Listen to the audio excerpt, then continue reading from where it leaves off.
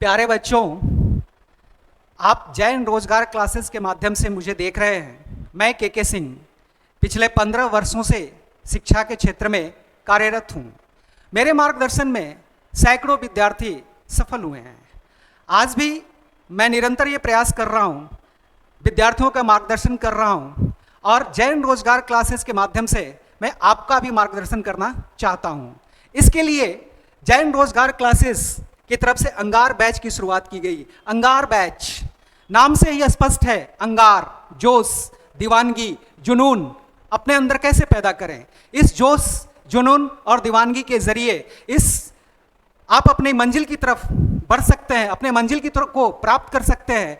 और हमारी कोशिश ये होगी कि आपके अंदर ऐसे अंगार भर दूं जो कि मार्ग में आने वाली हर बाधा को आप जलाकर खाक कर दें और आप अपनी मंजिल तक पहुंचें। जैसा कि आप जानते हैं, एसएससी के द्वारा जितनी भी परीक्षाएं आयोजित की जाती हैं उसमें सामान्य अध्ययन की एक महत्वपूर्ण भूमिका होती है। सामान्य अध्ययन जीवन का सबसे महत्वपूर्ण अंग होता है। सामान्य अध्ययन हर कदम, हर वक्त आपके लिए मददगार होता है। क्लास 1 से लेकर पूरा जीवन सामान्य ज्ञान से जुड़ा हुआ है और इसके बिना आपका ज्ञान बिल्कुल अधूरा है। चाहे परीक्षा के दृष्टिकोण से हो, चाहे अपनी उपस्थिति दर्ज कराना हो, या फिर एक प्रभावी तरीके से अपनी बातों को रखने के लिए सामान्य ज्ञान का अध्ययन होना, सामान्य ज्ञान की जानकारी होना बहुत जरूरी है। और परीक्षा के दृष्टिकोण से तो बेहद ही महत्वपूर्ण है। चाहे एसएससी के द्वारा परीक्षा ली जाती हो, संघ लोक सेवा आयोग के द्वारा परीक्षा ली जाती हो या राज्य लोक सेवा के आयोग द्वारा परीक्षा ली जाती हो, सभी परीक्षाओं में सामान्य अध्ययन एक महत्वपूर्ण हिस्सा होता है। अब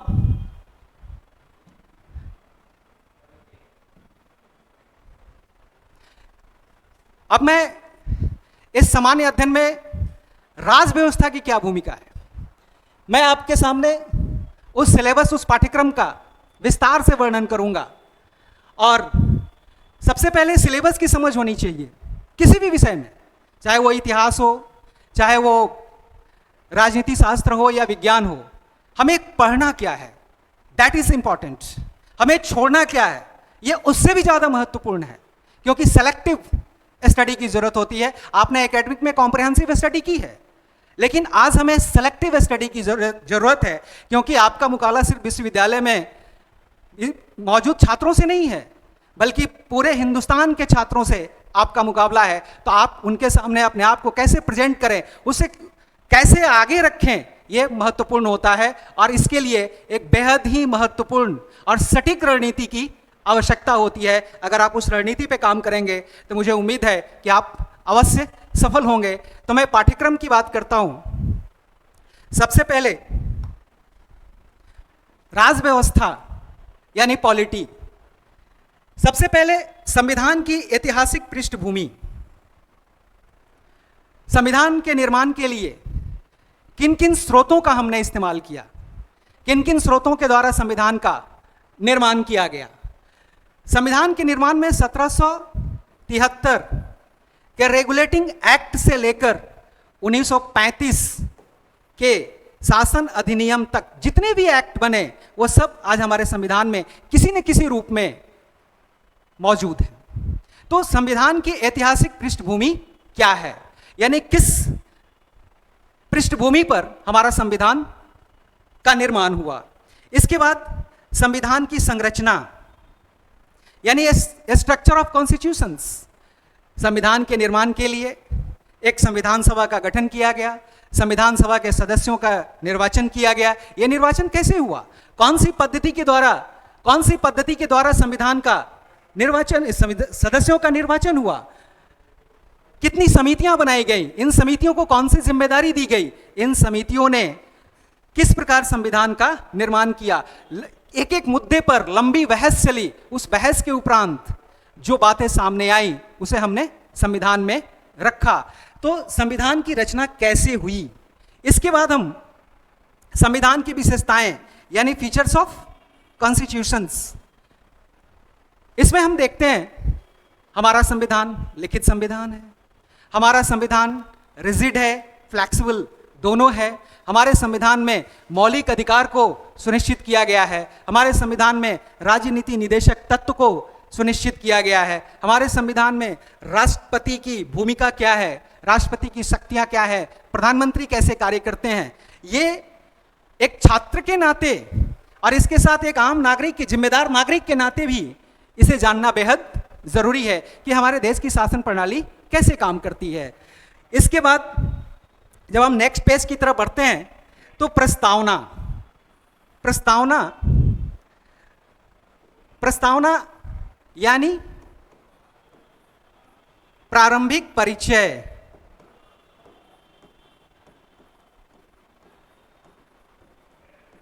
हमारे संविधान का प्रारंभिक परिचय क्या है? हर की पुस्तक का एक प्रारंभिक परिचय होता है, प्रीफेस होता है। उस पुस्तक में क्या है उसका एक संक्षिप्त रूप प्रस्तावना है। तो प्रस्तावना भी, संविधान का प्रस्तावना भी इसी प्रकार का हमारे संविधान का एक संक्षिप्त रूप है। इसमें स्पष्ट किया गया है स्वरूप, स्वतंत्रता, न्याय, समता और बंधुता।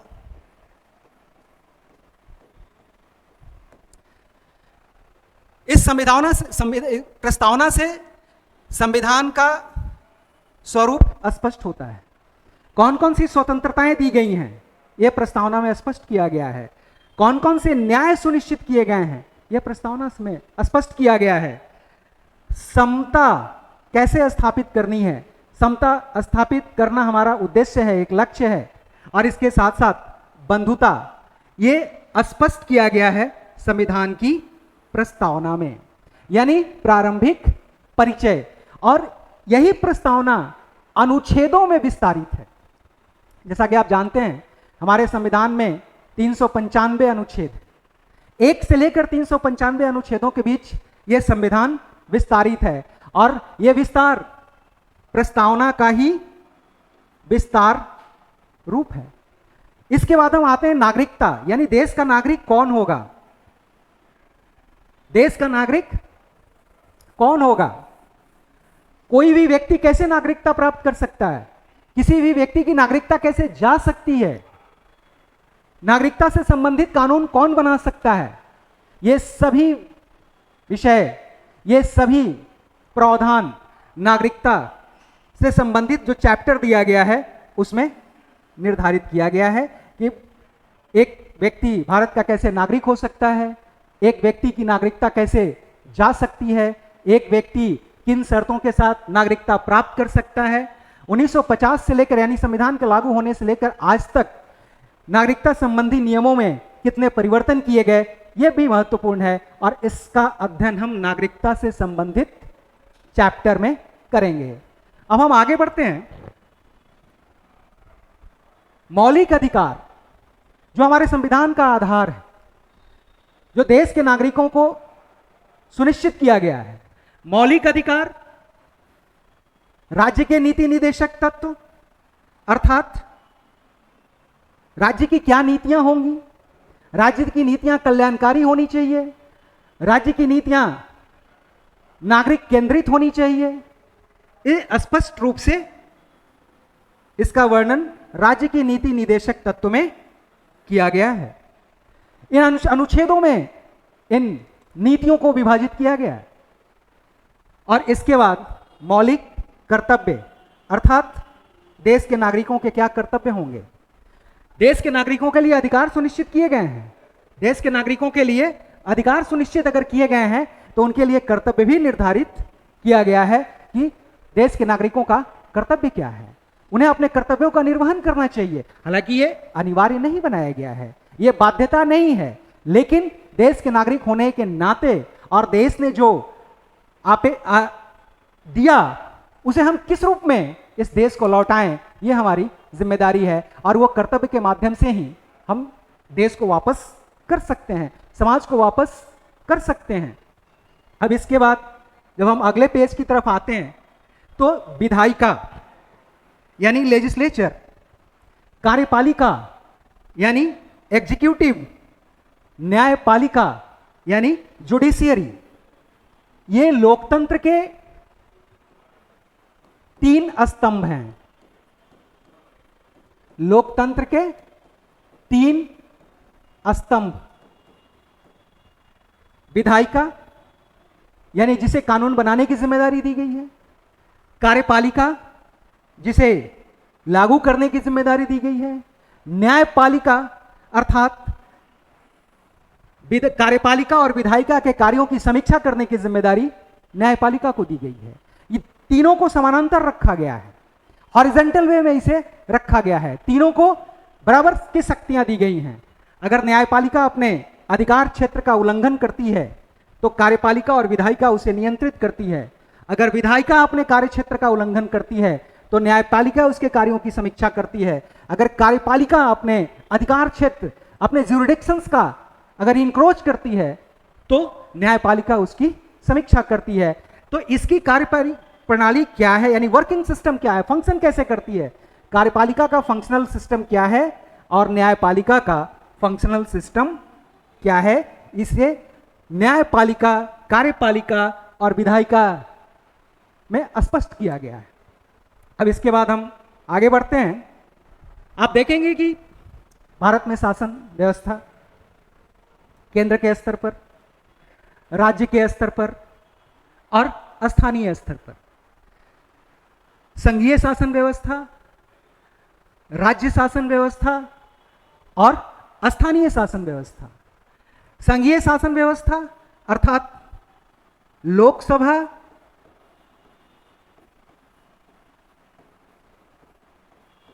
और राज्यसभा।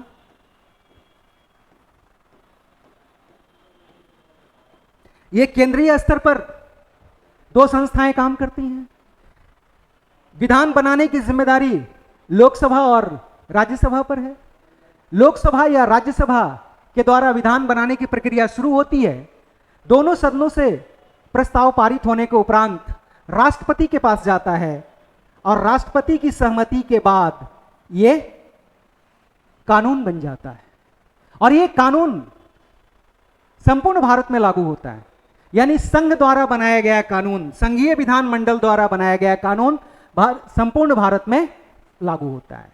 इसके बाद राज्य विधान मंडल, राज्य विधान मंडल यानी विधानसभा,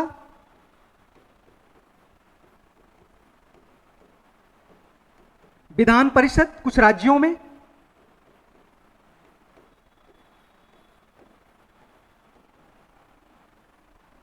जो भूमिका केंद्र में राज्यसभा और लोकसभा की होती है वही भूमिका राज्य में विधानसभा और विधान परिषद की होती है। विधान परिषद में विधान बनाने की प्रक्रिया शुरू होती है। विधान परिषद में विधान बनाने की प्रक्रिया शुरू होती है। विधान परिषद में उसे स्वीकार किया जाता है। इसके उपरांत राज्यपाल के पास जाता है। राज्यपाल की सहमति के बाद यह कानून बन जाता है और यह कानून उस राज्य क्षेत्र में लागू होता है। अब हम आते हैं स्थानीय शासन अर्थात पंचायती राज व्यवस्था या फिर नगर निकाय। पंचायती राज व्यवस्था शक्तियों के विभाजन के लिए, शक्तियों के विकेंद्रीकरण के लिए स्थानीय शासन की व्यवस्था की गई। संवैधानिक संशोधन किया गया। संवैधानिक संशोधन के जरिए यानी 73वां संविधान संशोधन जो पंचायती राज व्यवस्था से संबंधित है, 74वां संविधान संशोधन यानी नगर निकाय से संबंधित है। इस संशोधन के जरिए भारत में तीसरे स्तर पर शासन व्यवस्था की स्थापना की गई और लोकतंत्र का विकेंद्रीकरण किया गया। इससे संबंधित कई बार प्रश्न पूछे जा चुके हैं कि भारत में पंचायती राज व्यवस्था को लागू करने का मुख्य उद्देश्य क्या है। तो मुख्य उद्देश्य डिसेंट्रलाइजेशन ऑफ पावर यानी लोकतंत्र का विकेंद्रीकरण।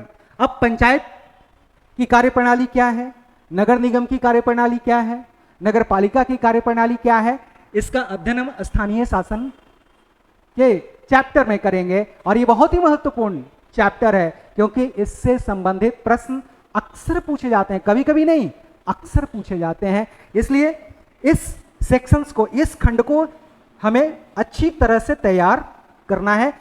अगर इससे प्रश्न पूछे जाएंगे इससे प्रश्न पूछे जाएंगे, इससे प्रश्न पूछे जाएंगे। इन प्रश्नों का उत्तर हम बहुत सहजता और सरलता से दे सकते हैं अगर इनका अध्ययन हम बेहतर तरीके से करें। मैं एक बात और बताना चाहता हूं, आमतौर पर प्रश्नों के स्वरूप में काफी बदलाव आया है। विगत 10 वर्ष पहले जो परीक्षाएं होती थी, 15 वर्ष पहले जो परीक्षाएं होती थी, उन परीक्षाओं में सीधे प्रश्न पूछे जाते थे, स्ट्रेट फॉरवर्ड क्वेश्चन पूछे जाते थे। लेकिन अब प्रश्नों के स्वरूप में बदलाव आया है, अब प्रश्नों की प्रकृति में बदलाव आया है। कथन पर आधारित प्रश्न की संख्या अब अधिक हो चुकी है। ऐसे प्रश्न पूछे जा रहे हैं जिसमें कथन के गलत और सही से संबंधित प्रश्न पूछे जाते हैं। विकल्प होते हैं, एक सही है, दो सही है, दोनों सही है, ना तो एक और ना ही दो सही है। तो निश्चित तौर पर अगर हम सिर्फ प्रश्न के आधार पर अगर हम तैयारी करेंगे तो फिर अगर प्रश्न को थोड़ा सा ट्विस्ट किया जाता है, प्रश्न में थोड़ा सा बदलाव किया जाता है, तो फिर आपके लिए मुश्किल होगा। लेकिन ओवरऑल अगर हम चैप्टर को पढ़ते हैं और चैप्टर की हर बात को अगर हम ध्यानपूर्वक पढ़ते हैं तो इस तरह के प्रश्न का उत्तर हम आसानी से दे सकते हैं। इसीलिए हमें टॉपिक्स के ऊपर फोकस करना चाहिए, टॉपिक्स के ऊपर हमारा ध्यान केंद्रित होना चाहिए। अदरवाइज प्रश्न आधारित जो प्रश्न होते हैं या प्रश्न आधारित जो अध्ययन होता है, निश्चित तौर पर उसमें कुछ प्रश्नों के तो जवाब दे देंगे, बहुत करेक्ट सटीक जवाब देंगे। लेकिन जैसे ही प्रश्न को थोड़ा सा ट्विस्ट किया जाएगा, उसमें थोड़ा सा परिवर्तन किया जाएगा, फिर आपके लिए मुश्किल होगा। इसीलिए हमें टॉपिक पर ध्यान केंद्रित करना चाहिए। अब हम आगे बढ़ते हैं। संघीय सरकार, राज्य सरकार और स्थानीय सरकार के बारे में अभी हमने आपको बताया। अब इसके बाद न्यायपालिका, जुडिशरी सिस्टम, बहुत बड़ी भूमिका है न्यायपालिका की। केंद्र से लेकर जिला तक बहुत बड़ी भूमिका है। केंद्र में सर्वोच्च न्यायालय, राज्य में उच्च न्यायालय और जिला स्तर पर जिला न्यायालय। सर्वोच्च न्यायालय की संरचना क्या है, यानी इसका गठन कैसे होता है, सर्वोच्च न्यायालय की कार्यप्रणाली क्या है, सर्वोच्च न्यायालय में न्यायाधीशों की नियुक्ति कैसे होती है, मुख्य न्यायाधीश की क्या भूमिका होती है, इसके बारे में हम अध्ययन करेंगे। राज्यों में उच्च न्यायालय की क्या भूमिका होती है। जिस प्रकार संपूर्ण देश के लिए सर्वोच्च न्यायालय की भूमिका होती है, वही भूमिका उच्च न्यायालय की राज्य के लिए होती है। उच्च न्यायालय राज्य के कार्यों की समीक्षा कर सकता है, विधानमंडल के कार्यों की समीक्षा कर सकता है। उच्च न्यायालय विवादों के निपटारे में योगदान देता है। इसके अतिरिक्त न्यायालय ने कई छोटे छोटे कोर्ट्स स्थापित किए, जैसे family court, fast track court. ये सारे कोर्ट्स विवादों के निपटारे के लिए स्थापित किए गए और इससे संबंधित प्रश्न भी पूछे जाते हैं, चाहे फैमिली कोर्ट हो, फास्ट ट्रैक कोर्ट हो। फास्ट ट्रैक कोर्ट यानी विवादों का तेजी से निपटारा किया जाए।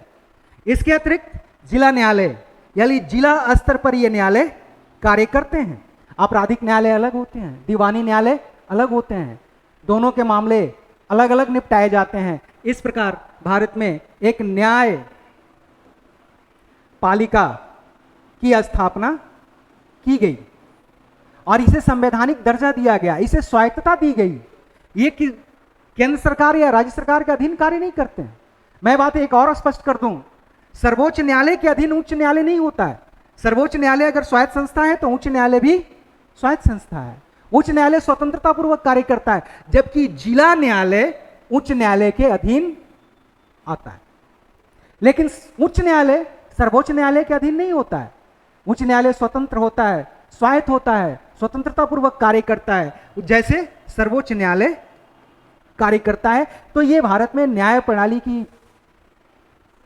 कार्यप्रणाली क्या है, यह हम स्पष्ट करेंगे इस चैप्टर में। इसके बाद हम आगे बढ़ते हैं।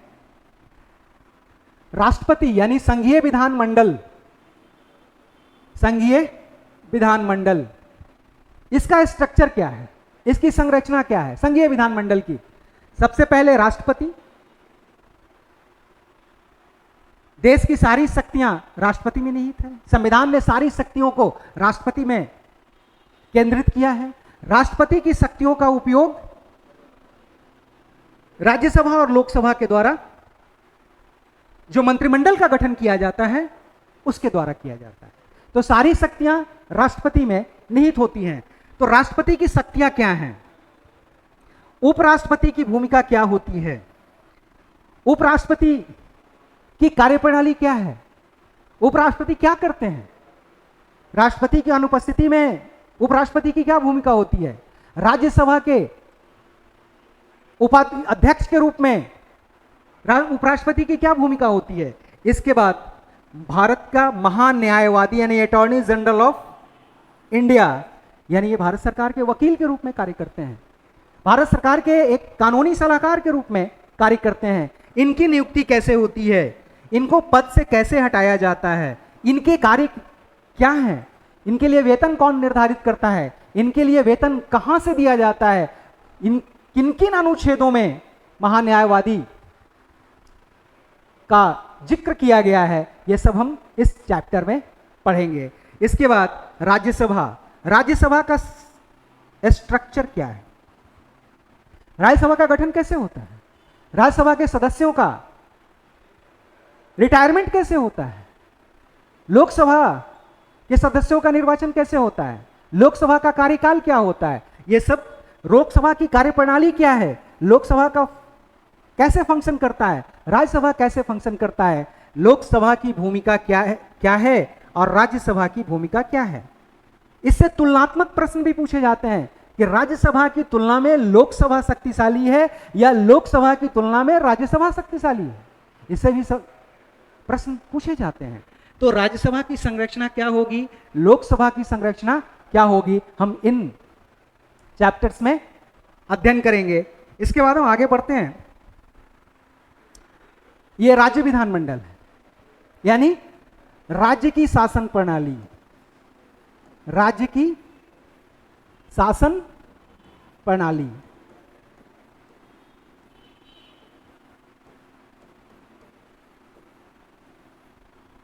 राज्य की शासन व्यवस्था कैसी है? राज्यपाल की क्या भूमिका होती है? विधानसभा की क्या भूमिका होती है? इसका गठन कैसे होता है? इसके सदस्यों का निर्वाचन कैसे होता है? इसके सदस्यों का कार्यकाल क्या होता है? विधानसभा भंग होती है या नहीं होती है? अगर भंग होती है तो कितने दिनों पर होती है? कितने वर्षों के पर विधानसभा भंग होती है? विधानसभा को कौन भंग करता है? इसके बाद विधान परिषद, यानी जिस प्रकार केंद्र में राज्यसभा है उसी प्रकार राज्यों में विधान परिषद है। हालांकि सभी राज्यों में विधान परिषद का गठन नहीं किया गया है, लेकिन कुछ राज्यों में विधान परिषद मौजूद है। आखिरकार इसकी कार्यप्रणाली क्या है? राज्य की शासन व्यवस्था में विधान परिषद की क्या भूमिका है?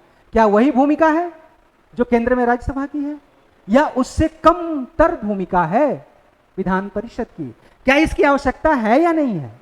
कुछ राज्यों में अगर विधान परिषद है तो क्यों है, और कुछ राज्यों में नहीं है तो क्यों नहीं है? क्या वहां विधान परिषद की आवश्यकता नहीं है? क्या विधान परिषद के बिना शासन प्रणाली प्रभावित नहीं होती है? आखिरकार इसकी आवश्यकता क्यों पड़ी? आज कुछ राज्यों में है तो कुछ राज्यों में क्यों नहीं है? इसका हम वर्णन राज्य विधान परिषद के टॉपिक में करेंगे। और इसके बाद मंत्री परिषद, यानी जिस प्रकार केंद्र में मंत्रिमंडल का गठन होता है, मंत्रिमंडल के प्रधान के रूप में प्रधानमंत्री कार्य करते हैं और मंत्रिमंडल के सलाह पर ही और सहयोग से राष्ट्रपति सारे कार्य करते हैं, यानी राष्ट्रपति की सारी शक्तियां मंत्रिपरिषद में केंद्रित होती है। इसी प्रकार राज्य स्तर पर सारी शक्तियां मंत्रिपरिषद में केंद्रित होती है और मंत्रिपरिषद के सलाह पर ही राज्यपाल कार्य करते हैं। राज्यपाल के सलाहकार मंत्रिपरिषद होते हैं और मंत्रिपरिषद के प्रमुख मुख्यमंत्री होते हैं। तो जो भूमिका केंद्र में प्रधानमंत्री की होती है वही भूमिका राज्य में मुख्यमंत्री की होती है। इसके बाद नेक्स्ट पेज पे आ रहे हैं, ग्रामीण स्थानीय शासन। जैसा कि मैंने बताया कि भारत में 3 स्तर पर शासन व्यवस्था है, संघ के स्तर पर, राज्य के स्तर पर और स्थानीय स्तर पर। इसी स्थानीय स्तर की शासन व्यवस्था को 2 हिस्सों में बांटा गया, यानी पंचायत और नगर निगम।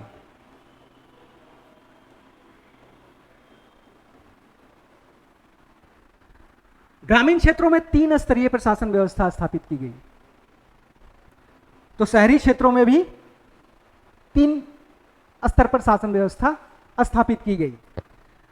पंचायत, पंचायत समिति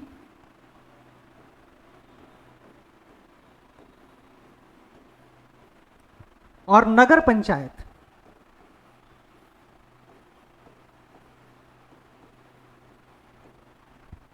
ग्राम पंचायत ग्रामीण स्तर पर, पंचायत समिति प्रखंड स्तर पर और नगर पंचायत नगर पंचायत ने बल्कि जिला परिषद।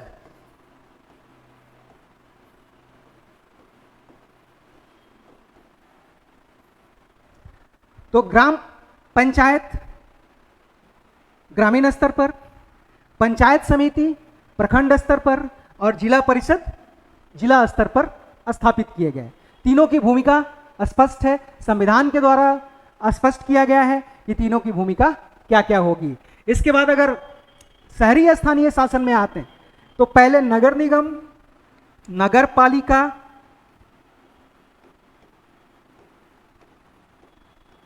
और नगर पंचायत।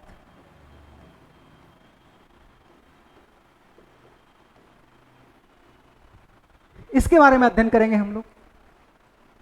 नगर निगम की संरचना कैसे होती है, नगर निगम का गठन कैसे होता है, नगर निगम की कार्यप्रणाली क्या है, नगर पालिका कहां स्थापित होती है, इसके लिए कितनी जनसंख्या होनी चाहिए, नगर पंचायत के लिए कितनी जनसंख्या होनी चाहिए, कौन कौन सी शर्तें हैं नगर पंचायत के लिए रखी गई हैं, इसका अध्ययन हम स्थानीय शासन में करेंगे जो शहरों में स्थापित किया गया। और पंचायत, पंचायत समिति और जिला परिषद ग्रामीण स्तर पर स्थापित किए गए। ये हमारे स्थानीय स्तर की शासन प्रणाली है। अब इसके बाद हम आगे बढ़ते हैं। सर्वोच्च न्यायालय और न्यायपालिका के बारे में तो मैंने आपको बताया। अब इसके बाद हम आते हैं संवैधानिक संस्थाएं। संविधान में कई प्रकार की संस्थाओं का वर्णन किया गया है, उनकी कार्यप्रणाली सुनिश्चित कर दी गई है, उसकी भूमिका सुनिश्चित कर दी गई है। जैसे निर्वाचन आयोग,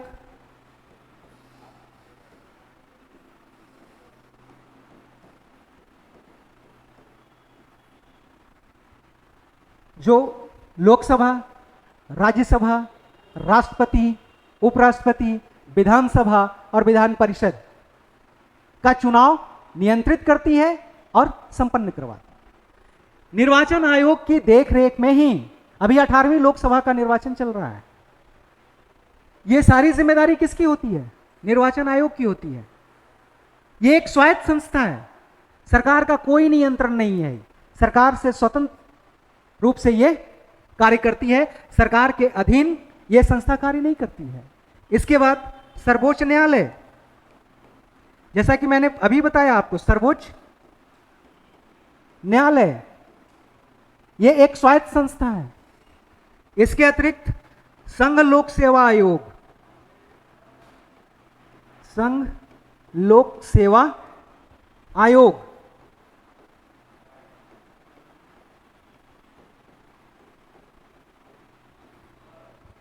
संघ लोक सेवा आयोग द्वारा जो परीक्षाएं आयोजित की जाती है, जिसमें अखिल भारतीय सेवाओं से संबंधित उम्मीदवारों का चयन किया जाता है। इसके अतिरिक्त केंद्रीय सेवाओं के लिए संघ लोक सेवा आयोग द्वारा ही उम्मीदवारों का चयन किया जाता है और परीक्षाएं आयोजित की जाती हैं। इस प्रकार हमारे संविधान में कई प्रकार की संवैधानिक संस्थाएं हैं। उन संस्थाओं से संबंधित प्रश्न पूछे जाते हैं, उनकी कार्यप्रणाली क्या क्या है, वो कैसे फंक्शन करता है, उसके अध्यक्ष की नियुक्ति कैसे होती है, उन्हें कैसे हटाया जाता है, ये तमाम प्रक्रियाएं कैसे काम करती है, ये संविधान में स्पष्ट किया गया है। इसके बाद गैर संवैधानिक संस्थाएं, यानी जो संविधान में नहीं है, गैर संवैधानिक संस्थाएं जो हमारे संविधान में नहीं है, यानी हमारे संविधान में वर्णन नहीं किया गया है, लेकिन वो कार्यरत हैं, उनकी स्थापना की गई। संसद के एक संकल्प के द्वारा ऐसी संस्थाओं की स्थापना की जाती है, जैसे नीति आयोग, जो कि पहले योजना आयोग के रूप में कार्य करता था। योजना आयोग का उन्मूलन करके नीति आयोग की स्थापना की गई। इसी प्रकार मानवाधिकार आयोग,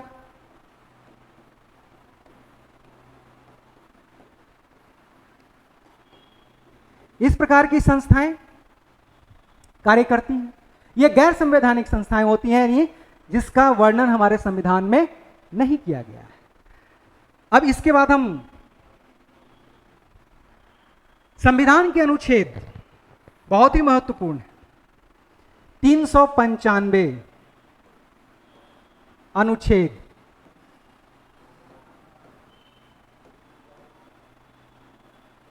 हालांकि सभी अनुच्छेद को याद करने की आवश्यकता नहीं है, संभव भी नहीं है, बहुत मुश्किल काम है। सब छोड़कर अनुच्छेद को ही याद करना होगा, लेकिन इसकी कोई जरूरत नहीं है। हमें इंपॉर्टेंट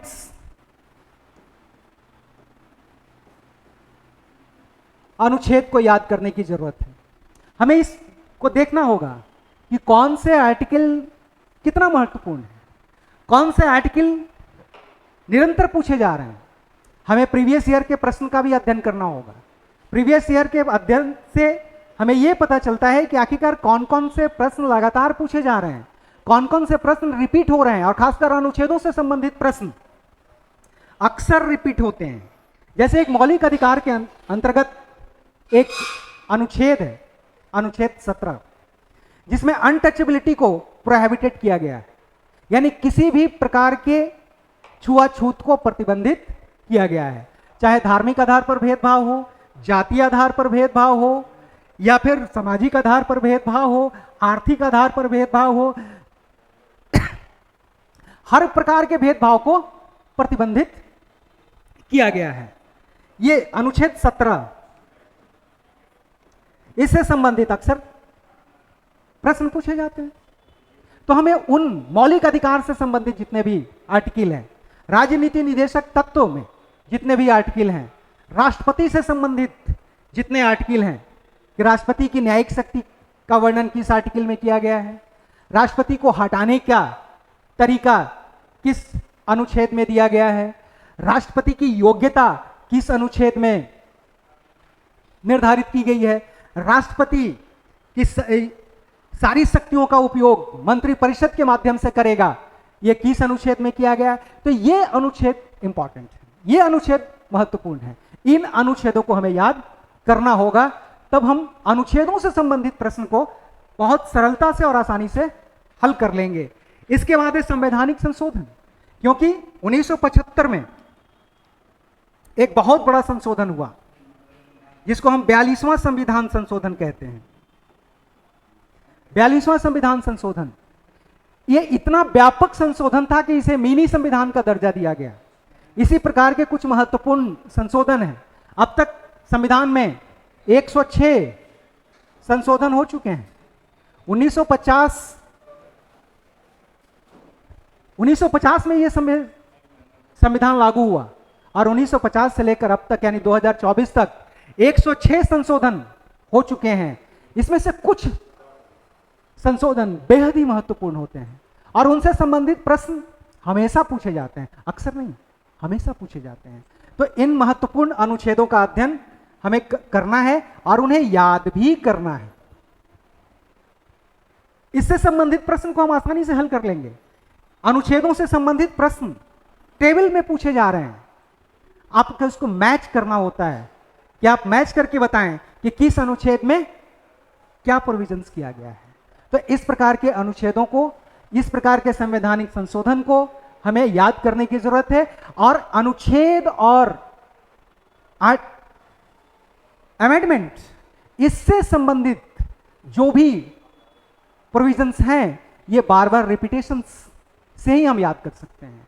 एक बार पढ़कर हम इसे याद नहीं कर सकते हैं, इसका बार बार रिवीजन होना चाहिए, रिपीटेशन होना चाहिए। प्रैक्टिस सेट में अगर इस प्रकार के प्रश्न आते हैं तो फिर आप इसका आसानी से उत्तर दे सकते हैं।